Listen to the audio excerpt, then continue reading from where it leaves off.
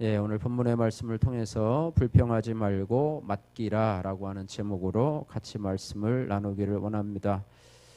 본 시는요, 자신의 삶에 주변에서 일어나는 그런 악의 문제, 또 악으로 인해서 나타난 현상들을 바라보면서 믿음의 갈등을 일으키고 있는 그런 신앙인을 타이르고 조언하는 그런 지혜의 시라고 볼 수가 있습니다. 시인은 오늘 권고에서 그리스도인들이 악인의 형통을 인하여서 불평하거나 또 부러워하지 말고 여호와 하나님을 의지하고 앙망하며 삶 속에서 오히려 적극적으로 선을 행하고 성실하게 살아가기를 조언하고 있습니다.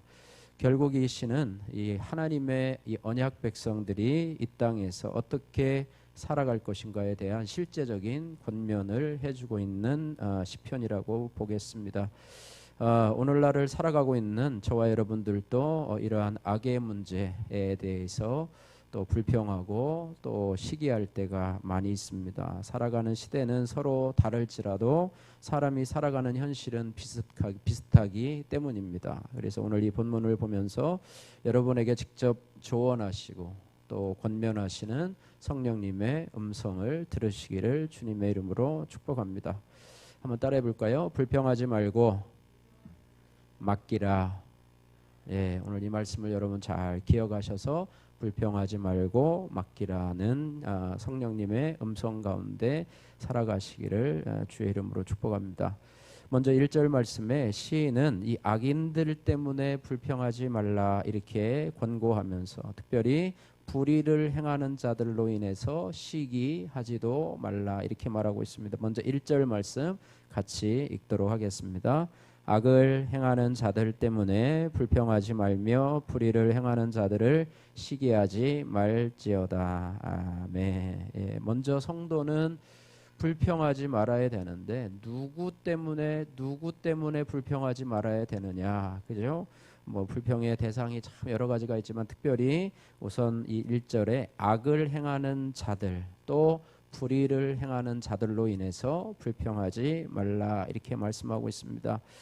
여러분, 이 불평의 이 사전적인 의미는 무엇이냐면, 불평하지 말라의 사전적인 의미는 뭐냐면 그 일로 인해서 뭐 어떤 사람이나 어떤 문제로 인해서 격정적으로 흥분하며 분노하지 말라라고 하는 것입니다. 사람에 따라서 이 버럭할 때가 있죠. 뭐 정치 뉴스를 보면서 참 막 마음에 속이 타고 버럭할 때가 많이 있죠. 그죠? 답답한 정치 현실을 보면서 또 여러 가지 어떤 경제 상황들을 보면서 여러 가지 삶의 문제들을 보면서 또 이웃의 악을 행하고 또 꾀를 가지고 살아가는 사람들의 모습을 보면서 우라가 터질 때가 많이 있습니다. 좀 코로나 때문에 많은 사람들이 이러한 마음속에 흥분하고 또 분노하고 그것도 격정적으로 분노하고 흥분하는 경우들이 많은데 이것을 불평하지 말라라고 말하고 있습니다. 또한 시기하지 말라라고 하는 말도 거의 비슷한 말인데요. 열정적으로 덤벼들지 말라 이렇게 말하고 있습니다.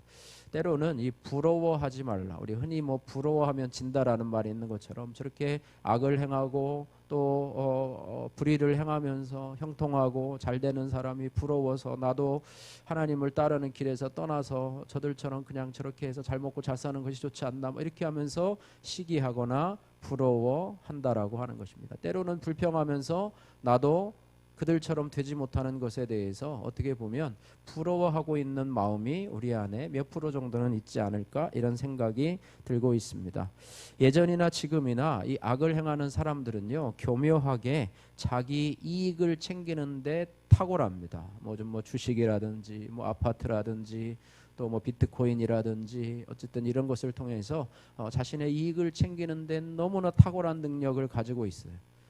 저와 같은 목회자들은 뭐 세상 돌아가는 형편을 잘 몰라서 뭐 어떻게 뭘 사가지고 뭘 어떻게 해야 되는지도 잘 모르고 뭐 돈도 없을 뿐만 아니라 또 그리스도인들도 뭐 돈이 있다 할지라도 그런 부분에 대해서는 밝히 알지 못하는 그럴 때가 많이 있는데 그런 것들이 우리 눈에 보이기 때문에 누구는 뭐 해서 얼마를 벌었고 누구는 뭐 해가지고 팔아서 얼마 뭐 몇 억을 벌었고 뭐 이런 말을 들을 때에 마음이 상하고 버럭할 때가 많이 있다라고 하는 거예요. 그래서 성도들은요 그 악인들의 성공과 번역에 대해서 지나치게 격정적으로 흥분하지 말고 관심을 갖지 말라라고 하는 의미로 해석을 할 수도 있습니다. 그래서 그 분한 마음들을 보면서 마음을 키우지 말라라고 말씀하고 있습니다. 그래서 거기에 대해서 너무 과민 반응을 보이지 말라라고 말씀하고 있습니다.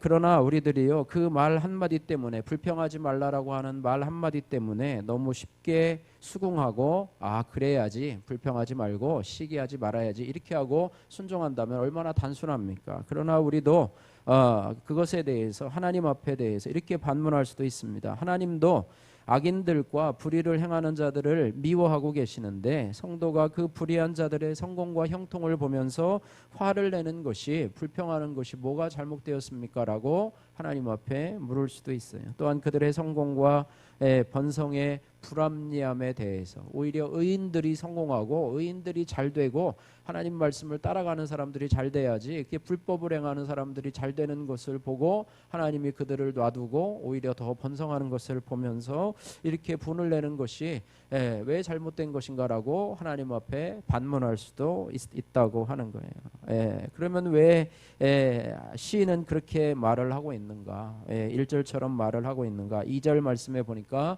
그 질문에 대한 정확한 대답이 나오고 있습니다. 2절 말씀 같이 읽겠습니다. 그들은 풀과 같이 속히 배임을 당할 것이며 푸른 채소같이 쇠잔할 것임이로다. 아멘. 불평을 그쳐야 할 이유는 뭐냐? 악행을 일삼는 자들은 여기 두 가지 비유로 풀처럼 속히 시들고 또 신선하고 푸른 채소처럼 곧 말라 버릴 것이기 때문이라, 이렇게 말하고 있습니다. 여기 풀과 푸른 채소는요, 일시적인 것을 비유적으로 표현하는 그런 용어입니다. 시편 90편 5절 6절 말씀에도 주께서 그들을 홍수처럼 쓸어가시나이다.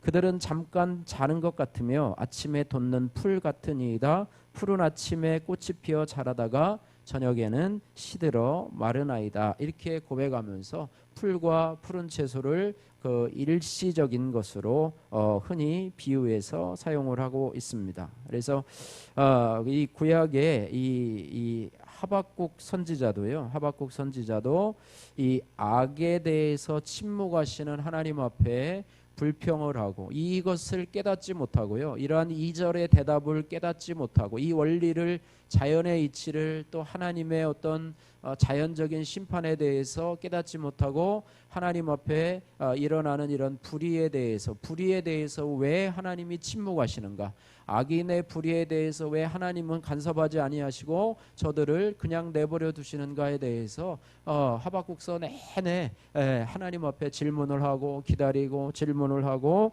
기다리는 그런 모습을 보게 됩니다. 하박국서 1장 13절에서 17절 말씀을 보시면, 주께서는 눈이 정결하심으로 악을 참아 보지 못하시며 패역을 참아 보지 못하시거늘 어찌하여 거짓된 자들을 방관하시며 악인이 자기보다 의로운 사람을 삼키는데도 잠잠하시나이까. 주께서 어찌하여 사람을 바다의 고기 같게 하시며 다스리는 자 없는 벌레 같게 하시나이까.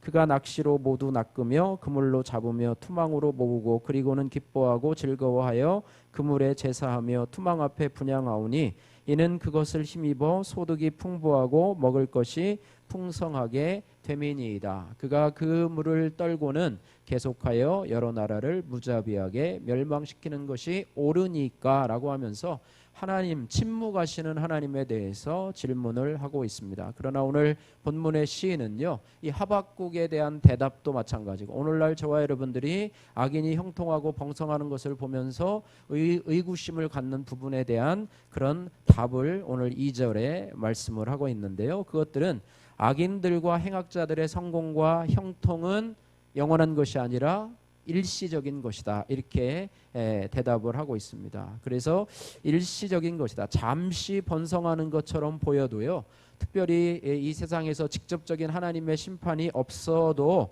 푸른 풀과 푸른 채소같이 이제는 시간이 지나면 자연스럽게 시들게 되는 것이다. 권력도 잠시고 부귀도 잠시고 하나님의 뜻을 행하는 자들만이 영원히 거하게 될 것이다, 이렇게 말씀하고 있는데, 이것은 하나님의 자연적인 이치이며 통치의 섭리라고 하는 것을 보여주고 있습니다.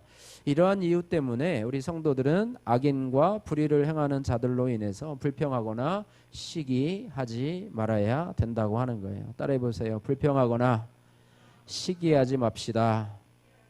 할렐루야. 이 원망과요 불평의 바이러스는 코로나19나 또 독감 바이러스보다 더 강하게 특별히 구약 성경의 그 광야에 나오는 이스라엘 백성들에게 번져가고 있었는데요. 특별히 이 모세 오경 여러분 아시죠? 창세기부터 창세기, 출애굽기, 레위기, 민수기, 신명기 네 5권을 모세 오경이라고 하는데 거기에 보면 이 불평과 거의 형제라고 할 수 있는 단어가 있어요. 원망이라고 하는 단어인데요. 이 원망이라고 하는 단어가 21번이나 기록이 되고 있습니다. 그래서 특별히 이스라엘 백성들은요. 출애굽하자마자 자신들에게 부족한 것을 원망하기 시작합니다. 불평하기 시작합니다. 마실 물이 없다. 고기가 없다. 또 애굽에서 먹던 마늘과 파 또 이런 것도 없다. 편하게 걸어갈 길도 없고 가나안 땅에서 거인들이 있어서 들어가기 힘들다라고 하면서 끊임없이 불만을 가지고 불평하며 원망하고 그렇게 광야길을 행진하고 있었습니다. 반면에 이스라엘 백성들은요. 왜 불평을 하느냐? 자신들에게 있는 것을 보지 못하기 때문이라고 하는 거예요. 그들에게는 뭐가 있습니까? 하나님께서 허락하신 불기둥이 있고요. 구름기둥이 있고요. 또 만나와 메추라기가 있고요. 또 모세를 통해서 하나님께서 주시는 반석에서 솟아난 물이 있고요. 또 하나님을 만날 수 있는 성막이 있고 출애굽의 은혜와 또 가나안 땅의 비전들 여러 가지 무형과 유형의 자산들이 자신에게 있는데도 불구하고 없는 것에 대해서 투덜거리고 불평하고 불만하는 환경에 대해서 불평하고 원망하는 그들의 모습을 보면서 하나님은 이들의 원망을 들으시고 또 오늘날 우리가 하는 불평의 말을 들으시고 어떤 반응을 보이실까? 하나님이 기뻐하실까? 아니면 화를 내실까? 분을 내실까? 여러분 어떻게 생각하십니까? 당연하지요. 하나님이 원망과 불평의 말을 듣고 하나님이 기뻐하실 리가 없지요.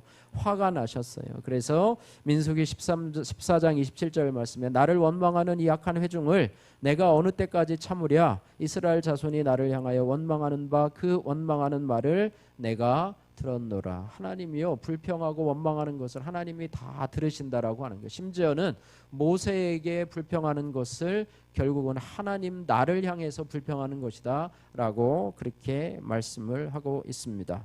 하나님께서 많은 은혜를 베푸셨는데요. 그 은혜에 대해서 불평으로 원망으로 답을 하면 그것은 바로 배은 망덕의 느낌을 하나님이 받으실 거라고 하는 것입니다. 그래서 이스라엘 백성은요 그 원망으로 말미암아 축복의 땅 가나안에 들어가지 못하고 그죠? 출애굽한 사람들 중에서는 누굽니까? 여호수아와 아론만 빼놓고 나머지는 다 광야에서 죽었고요. 광야에서 태어난 자들만 가나안 땅에 들어가게 되었고 그 다음에 원망과 불평으로 인해서 직진의 길을 가지 못하고 40년 동안 광야에서 방황하는 그런 삶을 살았다고 하는 것입니다. 그래서 원망과 불평이 왜 우리에게 좋지 못하냐 하면 원망과 불평이 시작되다 보면 하나님이 사라지게 됩니다. 하나님이 없어지게 돼요. 그렇다고 태양이 없는 것이 아니지만요. 하나님이 우리에게 보이질 않아요. 자, 잠언 19장 3절 말씀에요. 사람이 미련함으로 자기 길을 굽게 하고 마음으로 여호와를 원망하니라. 하나님을 의지하지 않고 자기 스스로 막 하면서 일이 잘못되면 하나님을 원망하는 거예요. 이게 미련한 거예요. 사람이 미련함으로 자기 길을 굽게 하고 마음으로 여호와를 원망하느니라. 그래서 원망과 불평은요 실패와 멸망의 인생의 지름길이 된다는 것을 기억하고 우리는 오늘 이 시편 기자의 불평하지 말라라는 말을 우리 인생에 우리 마음속에 잘 간직하고 여러분 인생의 신앙의 길을 잘 걸어가시기를 주님의 이름으로 축복합니다. 그래서요 이 원망과 불평은요 습관이에요. 습관, 나쁜 습관이에요. 좋은 습관이 아니고 나쁜 습관이에요. 잡초와 같이 우리에게 나는 그런 잡초인데 불평은 또 불평을 또 다른 불평을 낳고 또 그 불평은 또 다른 불평을 낳아서 이것이 자꾸 커지게 되는데요. 이 원망과 불평은 영적으로 보면 어디서부터 오는가 하면 마귀로부터 오는 거예요. 마귀가 우리에게 원망과 불평을 주게 돼요. 그래서 원망과 불평을 하게 되면 저주의 바이러스에 감염되어서 복이 떠나고 불행이 오게 되기 때문에 사단은 성도들이 하나님을 떠나고 복을 받지 못하는, 복의 통로로 쓰임받지 못하게 하는 것이 그들의 목표이고 결국은 자기와 함께 저주와 심판의 지옥으로 떨어지길 원하기 때문에 성도들에게 자꾸 불만 가지고 불평할 그런 거리를 다 주는 거예요. 그래서 여러분 보십시오. 이 경건한 욥을 하나님이 칭찬하자 옆에 있던 마귀가 하나님께 욥이 까닭없이 하나님을 경외하겠습니까? 라고 하면서요, 온갖 방법을 다해서요 고통과 불행을 주게 됩니다. 재산도 뺏어가고 또 자녀도 죽게 하고 심한 악창으로 고통을 주었습니다. 그러나 성경은 욥기 1장 22절에 이 모든 일에 욥이 범죄하지 않고 하나님을 향하여 어리석게 원망하지 아니하였다라고 말하고 있습니다. 그래서 욥은 원망하지 않고 오히려 감사함으로 이전보다 갑절의 복을 받은 그런 신앙의 샘플로 우리들에게 보여주고 있습니다. 그래서 우리 마음과 입술에서요 자꾸 부정적인 마음과 불평이 나오게 되면 우리는 항상 이렇게 진단을 해야 돼요. 스스로 진단을 하고요, 마귀가 나를 시험하는구나, 마귀가 나를 지금 시험하는구나, 사탄아 물러가라 라고 하면서 우리의 생각 속에서 이 불평과 원망의 마음을 지워내고 우리의 입술에서 불평과 원망의 말을 지워내야 된다고 하는 것입니다. 서양 격언에요, 제일 가르치기 어려운 수학 문제는 우리가 받은 축복을 세어보는 것이다, 이런 것이 있습니다. 우리가 감사하지 못하는 것은요 감사의 조건이 없기 때문이 아니라 감사를 깨달을 수 있는 마음의 느낌이, 마음의 능력이 없기 때문이라고 하는 건데요, 특별히 이 감사를 깨닫지 못하도록 방해하는 것이 바로 원망과 불평의 바이러스라고 하는 것입니다. 그래서 불평하면 복이 떠납니다. 그러나 감사하면 큰 복을 받습니다. 여러분 저희가 말씀 카드하고 요즘에 감사 카드를 계속 보내시면서 어느 교회 한 남자 집사님, 서울에 있는 한 집사님이신데요, 저랑 아버지 학교도 같이 했던 집사님인데요, 그 집사님이 그거를 보면서 자기가 그 감사 내용을 적고요, 감사 내용 5가지를 적어서 저에게 요즘 계속해서 보내주고 계세요. 5가지 감사절 이거를 하고 있는데, 제가 11월 11일 감사 노트를 보내주었는데요, 첫 번째 그냥 개인적이긴 하지만은요 이름은 제가 밝히지 않고요 감사 제목 가운데서 간단하게 얘기하겠습니다. 첫 번째, 저희 부부가 오산역에서 막내 동생을 만나 점심 식사를 하면서 즐거운 대화를 나누게 해주심에 감사합니다. 두 번째, 피곤함에도 오늘 왕복 7시간의 오산 여행에, 이분은 다른 곳에 사시고 먼 곳 사시는데 오산 여행에 함께 해주신 집사람에게 감사드립니다. 또한 평생교육원의 세 번째, 평생교육원에서 실시하는 한글 컴퓨터 교육의 최종 등록 확정시켜 주심에 감사드립니다. 네 번째, 오늘 하루도 형제간 우애를 다지는 귀한 시간을 허락해 주심에 감사드립니다. 세 번째, 장거리 여행을 하면서 아내와 많은 교감을 나누게 해주심을 감사드립니다. 이렇게 얘기를 이렇게 감사 노트를 보내왔고, 오늘도 또 보내왔어요. 오늘도 또 보내왔는데 저도 감사 내용을 적어서 이렇게 보내기도 하는데요. 어쨌든 그냥 이렇게 눈으로 보는 사람이 있고요, 눈으로 잠깐 보는 사람도 있고, 또 그것을 한 단계 더 나가서 감사 제목으로 찾아서, 그렇지 않으면 어떻게 됩니까? 우리가 매일매일 그냥 이렇게 순간순간 그 일이 그냥 하루가 지나가 버려, 감사를 하지 않고 지나가 버려. 그러니까 감사는 결국에는요 깨닫는 것이고 캐내는 것이라고 보면 돼. 보물을 캐내, 생각해야지만이 감사 제목이 있는 것이지. 불평은요 우리가 특별히 생각하지 않아도요 입술에서 어떻게 해요? 툭툭 튀어나오기 때문에 이 불평은 나쁜 습관은 쉽게 형성이 되지만 좋은 습관은 쉽게 형성이 되잖아요. 큐티도 마찬가지고 감사 제목 적는 것도 역시 마찬가지인데, 이런 훈련들이 삶 속에서 쌓이다 보면 원망하고 불평하지 않고 내가 감사하는 인격으로, 또 하나님의 복을 불러오는 인격으로, 그리고 이제는 어려운 상황에서도 감사할 수 있는 그런 능력을 키우는 그런 하나님의 사람으로 채워진다라고 하는 것이죠. 그래서 오늘 시인은요 악인과 또 불의한 자들의 형통에 대해서, 불평하는 자들에 대해서 불평하지 말고 시기하지 말라라고 말씀을 해주고 있습니다. 그러면서 이제는 3절 4절 말씀에 악인의 형통을 불평하고 부러워하는 대신에 다른 방법을 제시하고 있습니다. 3절 4절 같이 읽도록 하겠습니다. 3절 4절 같이 읽겠습니다. 여호와를 의뢰하고 선을 행하라. 땅에 머무른 동안 그의 성실을 먹을거리로 삼을지. 또 여호와를 기뻐하라. 그가 내 마음의 소원을 내게 이루어 주시리로다. 아멘. 예, 여호와 불평하지 말고요. 여호와를 의뢰하고 신뢰하고 선을 행하라 이렇게 말하고 있습니다. 다시 말하면 악인이 번성하고 형통하는 그 상황 속에서도 그 악인으로 인해서 하나님 앞에 불평하지 말고 그 하나님을 신뢰하라. 그럼에도 불구하고 그 하나님을 신뢰하고 인정하면서 선을 행하라 이렇게 말하고 있어요. 예, 지난번 다니엘 기도회, 작년 다니엘 기도회에서 우리 디자인 대표 되시는 분이 간증을 하면서 하나님은 언제나 옳습니다. 뭐 그런 찬양도 이렇게 냈더라고요. 디자인 대표신데 하나님은 언제나 옳습니다. 하나님은 100% 옳습니다. 우리가 불평하는 것은 하나님에 대해서 이런 고백이 아니라요. 하나님은 틀려요. 하나님은 옳지 않습니다라고 하는 그런 우리의 고백이 바로 원망하고 불평하는 것입니다. 그러나 원망하고 불평하지 않고 하나님이 옳습니다. 하나님이 100% 옳으십니다. 악인들이 잠시 형통하는 것 같지만 그러나 결국에는 악인들을 풀처럼 푸른 채소처럼 자연적인 이치 가운데 그들이 사라지게 하는 하나님은 100% 옳습니다. 그러니까 내 생각에는 뭐예요? 악인들은 성공하면 안 되고 악인들은 형통하면 안 되고 무조건 하는 일마다 다 망하고 쫄딱쫄딱 망해야 하나님은 의로우신 하나님이라고 나는 생각을 하는데 하나님은 그렇지 않아요.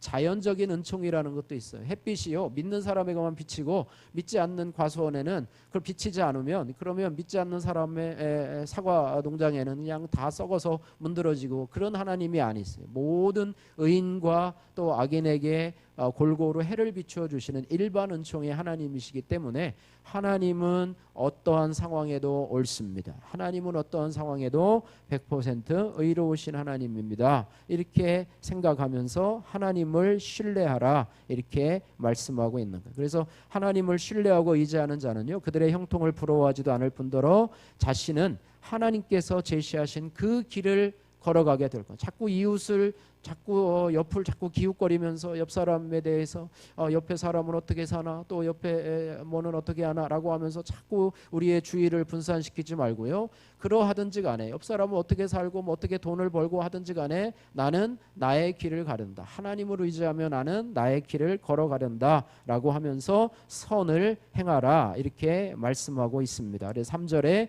땅에 거하며 성실함을 유지하라 라고 말하는 거예요. 그러니까 선을 행하라는 말과 성실하게 살아라라고 하는 말은 동일한 말이에요.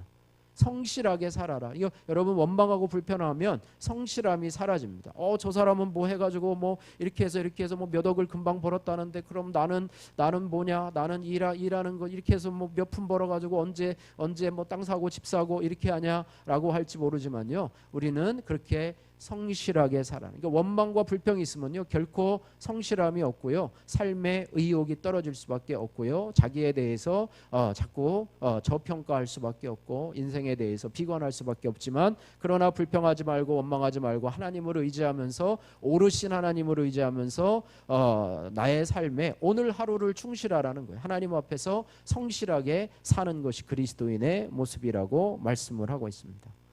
그래서 중독을 극복하는 길을 뭐 전문가들은 얘기하잖아요. 중독을 끊으려고 아무리 해도 안 된다. 그러니까 다른 더 좋은 것, 그것에 집착하는 것보다 더 좋고 재밌는 것을 찾으면 그 중독이 이제는 빠질 수 있다라는 것처럼 원망과 불평을 단숨에 없애버리려고 하지 말고 하나님 앞에서 선한 일을 찾고 감사 제목을 찾으면서 그렇게 가다 보면 원망과 불평은 언젠가 나에게 왔었는가 할 정도로 이제는 시간이 지나면 그런 것은 자연히 없어지게 되고 남의 일처럼 되게 될 것이다. 이렇게 말씀을 하고 있습니다.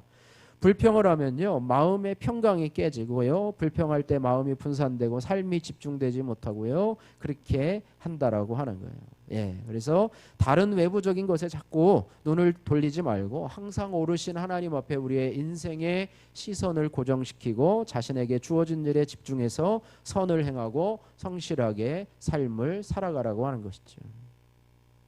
그리고 시인은 여기에 하나 더 붙여서 성도들에게 4절 말씀에 여호와를 기뻐하라 그가 내 마음의 소원을 내게 이루어 주시리로다 이렇게 말씀하고 있습니다. 한번 따라해 보세요. 여호와를 기뻐하라 그가 내 마음의 소원을 내게 이루어 주시리로다. 할렐루야. 불평하고요 원망하지 말고요 하나님을 기뻐하라. 하나님을 기뻐하라. 그러면 그가 내 마음의 소원을 악인들은 자신의 꾀로 자신들의 소원을 이룰지 모르지만 우리가 하나님을 의지하고 신뢰하면 하나님께서 우리의 소원을 이루어 주신다고 하는 거예요. 할렐루야. 얼마나 좋습니까? 내가 내 스스로 내 인생의 주인이 되어서 스스로 결정하고 나가서 내 소원을 이루어도요 하나님과 아무런 상관이 없고 그것은 쉽게 무너질 수밖에 없는 것이라고 한다면 하나님이 이루어지신 소원은요 결코 무너지지 않는 그런 견고한 것이 될 것입니다. 그래서 여호와를 기뻐하라고 하는 뜻은 뭐냐면 유쾌하고 즐겁게 축제를 즐기듯이 여호와를 기뻐하라고 하는 뜻입니다. 예, 그래서 일반적으로 우리가 하나님을 기뻐하고 또 그분을 기쁘시게 하려는 자는요 주님의 뜻에서 벗어난 소원을 구하지 않습니다. 우리가 그런 사람으로 여러분 변화되시기를 주님의 이름으로 축복합니다. 하나님을 기뻐하라. 하나님을 기뻐하라. 하나님을 기뻐하라. 여러분 기도하라고 하잖아요. 기도하면 하나님이 응답을 주신다라고 하잖아요. 그런데 기도해도 응답을 주시지 않는 두 가지 경우를 성경에서 말씀하고 있는데요. 하나는요. 야고보서 4장 3절 말씀에 잘못된 소원으로 자신의 정욕을 위해서 구하면 응답받지 못한다고 말씀하고 있습니다.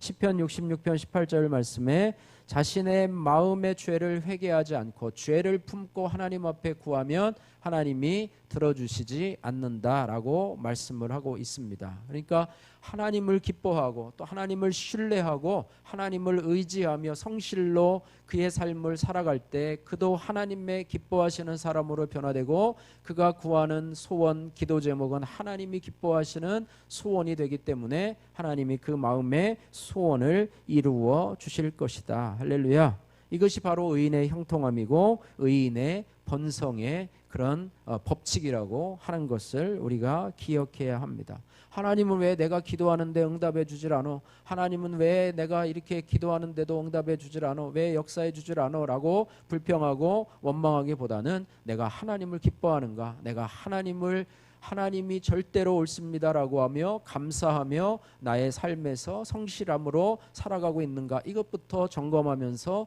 살아가야 될 거라고 하는 것이죠. 그래서 그런 궤도에 오르기 시작하면 하나님이 우리를 기뻐하시고 또 우리의 소원을 이루어 주시는 것이 우리의 일상의 삶이 될 것이라고 하는 것입니다. 그러니까 빨리 그곳에서 벗어나야 돼요. 원망과 불평과 하나님 앞에 대한 불신앙의 길에서 벗어나서 이제는 하나님을 기뻐할 수 있는 그런 길로 나가야 될 거라고 하는 사실입니다. 할렐루야. 예, 여러분이 지금 하나님을 전적으로 신뢰하지 못하고 여러분 불평하는 부분이 어디가 있습니까? 원망하는 부분이 무엇이 있습니까? 여러분 하나님의 오르심을 인정하고 고백하며 나가시는 여러분 되시기를 바랍니다. 또 하나요. 이제 5절에서 7절 말씀에 이제 시인은요. 성도의 좀 더 성숙한 단계, 수준 높은 단계를 제시하고 있는데요. 그것이 뭐냐면 자신의 인생의 길을 여호와께 맡기고 의지하라 이렇게 권면을 하고 있습니다. 오늘 5절, 7절 말씀 같이 읽겠습니다. 내 길을 여호와께 맡기라. 그를 의지하면 그가 이루시고 내 의를 빛같이 나타내시며 내 공의를 정오의 빛같이 하시리로다. 여호와 앞에 잠잠하고 참고 기다리라. 자기 길이 형통하며 악한 꾀를 이루는 자 때문에 불평하지 말지어다. 아멘. 예. 예, 이 5절 6절 말씀은 제가 여러분에게 여러 번 말씀드린 것처럼 제 인생에 붙잡고 가는 말씀이라고, 청년 때에 붙잡고 가는 말씀이라고, 지금까지 붙잡고 가는 말씀 여러 번 저에게 말씀을 해줬잖아요. 그래서 내 길을 여호와께 맡기라, 그를 의지하면 그가 이루시고, 뭐 뒤에는 내 의를 빛같이 하나 내 공의를 정오에 빛같이 하시리로다, 뭐 이렇게 말씀을 하고 있는데요. 저도 뭐 이 말씀을 계속해서 붙잡은 것은 아닙니다. 어떻게 온전히 하나님만 의지하고 또 그 길을 맡기고 하겠습니까? 그러나 결정적으로 인도하심이 필요할 때는 이 말씀을 붙잡고 기도를 했어요. 하나님, 나의 길을 여호와께 맡깁니다. 제가 주님을 의지합니다. 하나님께서 나의 길을 인도하시고 역사하여 주옵소서. 또 앞으로도 제가 또 길에 고민을 할 때는 이 말씀을 붙잡고 또 하나님의 인도하심을 받게 될 거라고 생각이 됩니다. 예, 정확한 의미를 모르고 또 이 말씀이 너무도 좋아서 붙잡고 또 힘들 때마다 또 원망과 불평이 나올 때마다 또 이 말씀을 붙잡고 또 앞길이 캄캄할 때마다 붙잡았던 이 말씀이 지금까지 저를 인도해 오고 있고 또 앞으로도 또 이 말씀을 붙잡고 또 하나님 앞에까지 갈 것입니다. 그래서 우리도 또 여러분들도 이 말씀을 여러분이 붙잡으시고 순종하시면서 나가시기를 주님의 이름으로 축복합니다. 그래서 이 길이라고 하는 것은요, 내 길을 여호와께 맡기라. 길이라고 하는 것은 우리가 걸어가는 뭐 포장도로 뭐 그런 것만 의지하는 것이 아니고요, 일이나 사업을 포함한 우리의 삶 전체, 인생 전체를 포괄하는 말이 내 길을 의미합니다. 그러니까 자기의 모든 일에 대한 결과 또 그것을 하나님의 뜻과 인도하심에 맡겨 버리라고 하는 거예요. 더 포괄적으로 얘기하면 자신의 인생 전부를 하나님 앞에 맡기라고 하는 거예요. 하나님은 감사하게도 저에게 그 말씀을 들은 그 밤 또 그 다음날 새벽에 하나님 앞에 제 인생을 드리기로 결단하는 기도를 받으시기를 원하셨나 봐요. 그래서 하나님, 제가 하나님 앞에 제 인생을 드립니다. 제 모든 일의 결과를 하나님 앞에 드립니다 라고 하면서 이 말씀을 붙잡고 기도한 경험을 저에게 주셨고요. 지금도 부족하지만 하나님을 의지하고 내 인생 전체가 하나님 앞에 맡기고 갑니다 라고 하는 마음으로 지금도 걸어가고 있는데요. 여기 맡기다라고 하는 단어는요, 히브리어로 갈랄이라고 하는 단어인데요, 돌을 굴려버리는 것처럼 자기 손에서 놓는 것을 의미합니다. 많은 사람들은요, 자기의 문제를 자기가 그 문제라고 하는 돌을요, 자기가 가지고 있어요. 하나님 앞에 이렇게 굴려버리는 것이 맡겨버리는 건데요, 내 손을 떠나서 하나님 앞에 굴려버리는 게 맡겨버리는 건데, 이게 내 손을 떠나서 하나님이 잘 하실 수 있을까? 믿음이 없는 거죠.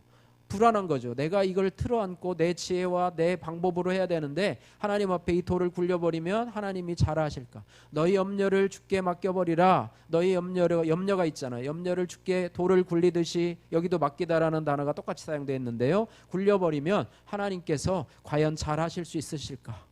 내가 아마 더 낫지 않을까라고 하면서 믿음이 없어서 하나님 앞에 맡겨버리지 못하고 굴리지 못하는 그런 부분인데요, 의지하는 것 역시 마찬가지예요. 맡기고 의지하는 것, 나의 전생애를 하나님의 방법에 맞추어 사는 것, 이것이 하나님을 의지하는 것인데요. 그렇습니다.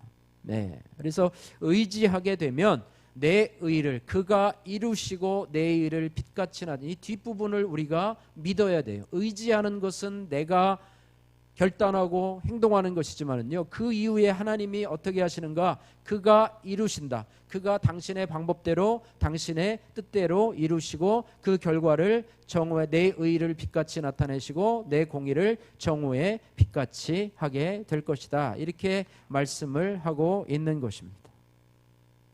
믿는 자라고 하면서요, 인생의 무거운 짐을 혼자 다 지고 이렇게 해요. 요즘 말로 고생을 하는 것이죠. 요즘 아이들이 흔히 하는 말로 개고생을 하는 것이죠.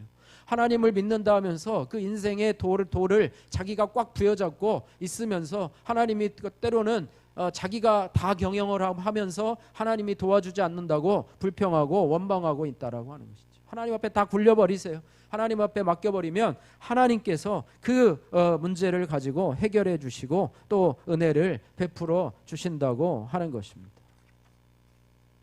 이번에 설교를 준비하다가 하나님께서 지혜를 주셔서 오늘 이 주보에 매주마다 하려고 하는데 모르겠습니다. 시간이 좀 허락이 되면 하고 비슷한 성경 구절을 제가 뽑아서 여러분 주보에 실어놨는데요. 여러분 오늘 관련된 말씀이 있습니다. 처음에 뭐예요? 악을 행하는 자들 때문에 불평하지 말며 불의를 행하는 자들을 시기하지 말라. 주보 뒤편에 우리 찬양 실린 자격 있잖아요. 또 너희 염려를 다 주께 맡기라. 굴려버려라. 이는 그가 너희를 돌보심이라. 사람이 마음으로 자기 길을 계획할지라도 그의 걸음을 인도하시는 이는 여호와 신이라. 할렐루야. 내 짐을 여호와께 맡기라. 그가 너를 붙드시고 의인의 요동함을 영원히 허락하지 아니하시리로다. 또 밑에 보니까 너의 행사를 여호와께 맡기라. 그리하면 내가 경영하는 것이 이루어지리라. 또 내 길을 여호와께 맡기라. 그를 의지하면 그가 이루시고. 할렐루야.